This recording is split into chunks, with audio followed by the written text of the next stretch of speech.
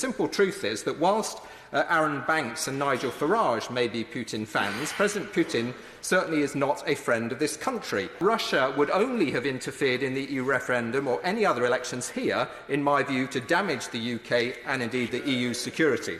The central question that's been raised by a number of honourable members already is, has the government tasked our intelligence and security services with investigating Russian subversion as a high priority? Because the information I have from my sources is the government has not. Russia is now operating in a post-truth environment. There's no attempt to win people over to a Russian view of the world. It is simply an attempt to confuse and confound. The way it goes to market, though, in the West is through an unholy alliance with extreme leftist groups and extreme right groups too. So if you look at the 45 new parties created in Europe over the last 10 to 20 years, you can now see a clear majority have some sympathy with Russia. So Germany's AfD, Austria's FPO, the Golden Dawn in Greece, Jobbik in Hungary, the Front National in France, the Northern League in Italy, and indeed UKIP. They have all taken pro-Russia positions on matters of huge international interest. If you look at the relationship with UKIP, you can see very close links. Nigel Farage, of course, famously said that President Putin was the leader he most admired back in 2014. UKIP has taken consistent positions of support in the European Parliament in favour of Russian annexation of Crimea, and the Atlantic Council has analysed a number of policy positions that concluded that UKIP MEPs made similar statements blaming the EU for the Ukraine crisis.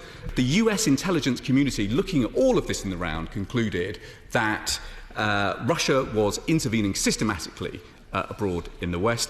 I think it would be naive of us to think that Russia was not trying to intervene here in this country.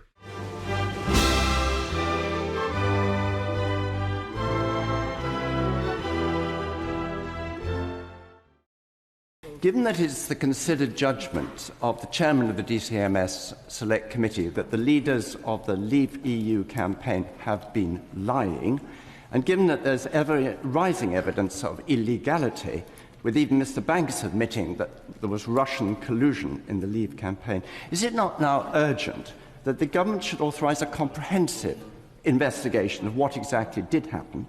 After all, this calls in question the very marginal outcome of the referendum. For every 17 people that voted Leave, there were 16 who voted to remain.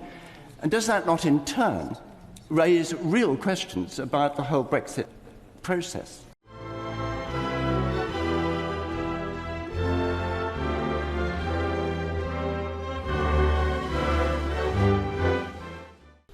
Until recently, the government had badly underestimated the Russian threat and the response it required. Not my words, but the damning indictment of deep systemic failings in the government's approach to security the Russia report sets out. And it isn't so much the government studied what was happening and missed the signs. The truth is they took a conscious decision not to look at all, as in the case of the 2016 referendum. And if there's any doubt about the failure of ministers to look, let me tell you what the report says. The written evidence provided to us appeared to suggest that Her Majesty's government had not seen or sought evidence of successful interference in UK democratic processes. Who provided the written evidence? Check the footnote, the government itself. No wonder the government was so desperate to delay the publication of this report. Sitting on it for months and blocking its publication before a general election was a dereliction of duty. And let me say, Mr. Speaker, we have no issue with the Russian people. It is the Russian state that is involved in a litany of hostile activity. Cyber warfare, interference in democratic processes, illicit finance, and acts of violence on UK soil. And the report finds a failure of security departments to engage with this issue to the extent that the UK now faces a threat from Russia within its own borders. When will the government treat this with the seriousness it deserves, act on the findings of the report, and put the security of our country first? Yeah. I've been warning about Putin's Russia for 19 years now and called for the Magnitsky sanctions for 10 years.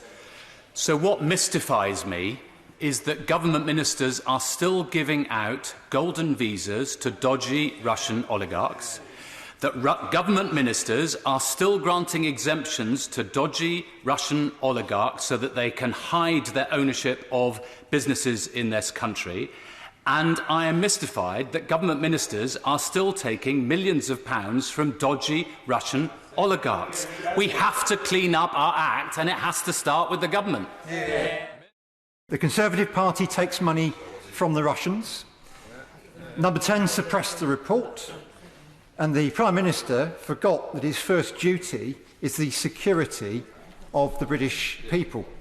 So will the Minister go away and tell the Prime Minister to investigate the Kremlin's role in undermining our democracy?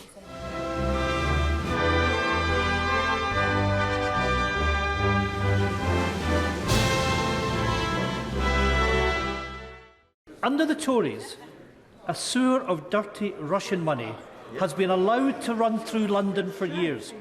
I went to the Prime Minister, the then Foreign Secretary, in 2017, and I raised the issue of limited partnerships, 113 of which have been used to move $20.8 billion out of Russian banks.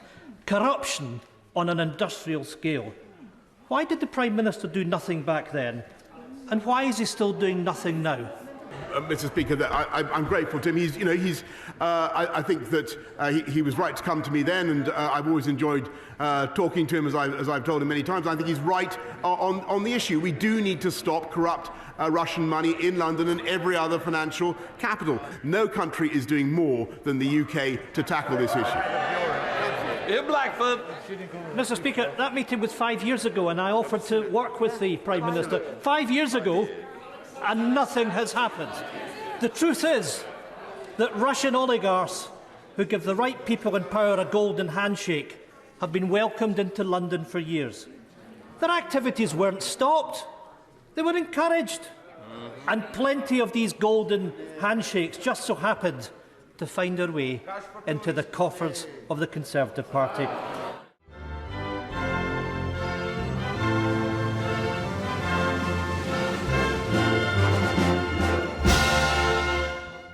The Daily Telegraph, from 2007 to 2017, received £40,000 a month for Russia Beyond the Headlines, which was paid for by the Russian government, Russian propaganda. I'm delighted that we now have a proper list of sanctions. People like Nikolai Patrushev, Igor Sechin, Sergei Shoigu, Sergei Naryshkin, they should have been on the list right from the very beginning. They are the very closest people to the Russian government, and they are completely entwined in the decision to invade Ukraine. I don't understand why Aaron Banks, frankly, isn't on the list either. Even Isabel Oakeshott now thinks that he is an agent of influence for the Russian state. So on disinformation, I'd suggest we look no further than what's revealed in the Intelligence and Security Committee of Parliament's Russia report, which warned that there was credible open-source evidence of attempted Russian interference in UK elections.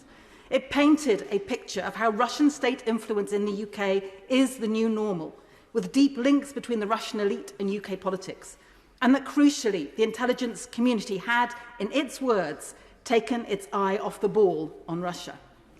And it gives me no pleasure to observe that the Prime Minister is personally responsible for delaying, suppressing and then failing to investigate the Russia report. MPs, including myself, are now having to resort to the courts for a second time to try to get the Prime Minister to finally investigate. We are now going to the European Court of Human Rights in Strasbourg. This curious lack of interest in evidence of Russian state interference in our electoral processes is frankly extraordinary and stands in stark contrast to investigations undertaken in the US. When the people of Ukraine are dodging bombs and bullets, we should not be dodging the truth.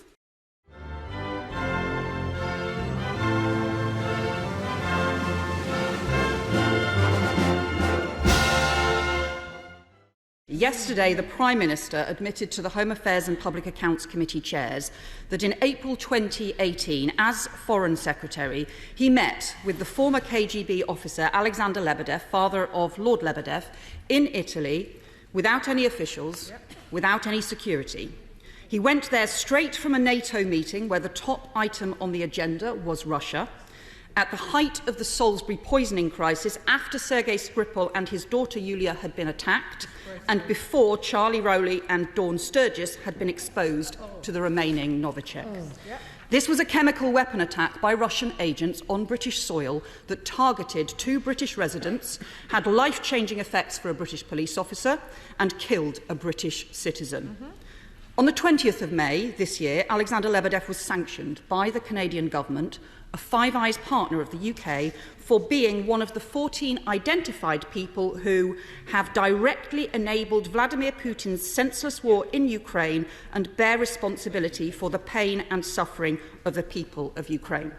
The UK has not yet sanctioned him.